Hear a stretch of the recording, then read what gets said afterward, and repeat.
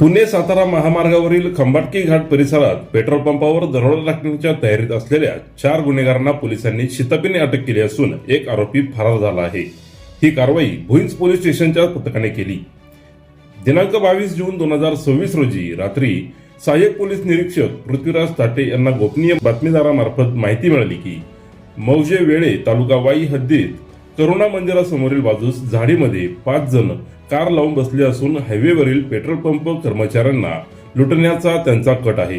ही माहिती तात्काळ पोलीस अधीक्षक तुषार दोशी, अप्पर पोलीस अधीक्षक वैशाली कडूकर आणि उपविभागीय पोलीस अधिकारी सुनील साळुंके यांना देण्यात आली। वरिष्ठांनी संशयितांना ताब्यात घेण्याच्या सूचना दिल्या।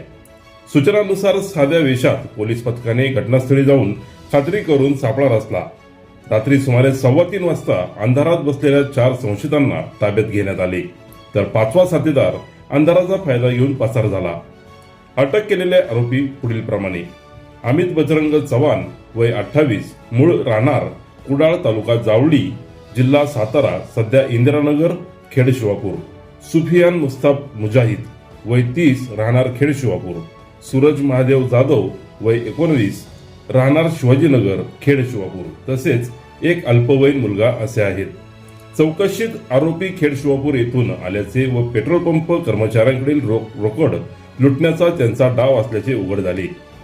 त्यांची पंचांसमक्ष झडती घेतली असता 2 कोयते, 1 कटावणी मिरची पूड, 3 मोबाईल व इर्टिका कार असे एकूण सुमारे 10,52,000 रुपयांचा मुद्देमाल जप्त करण्यात आला।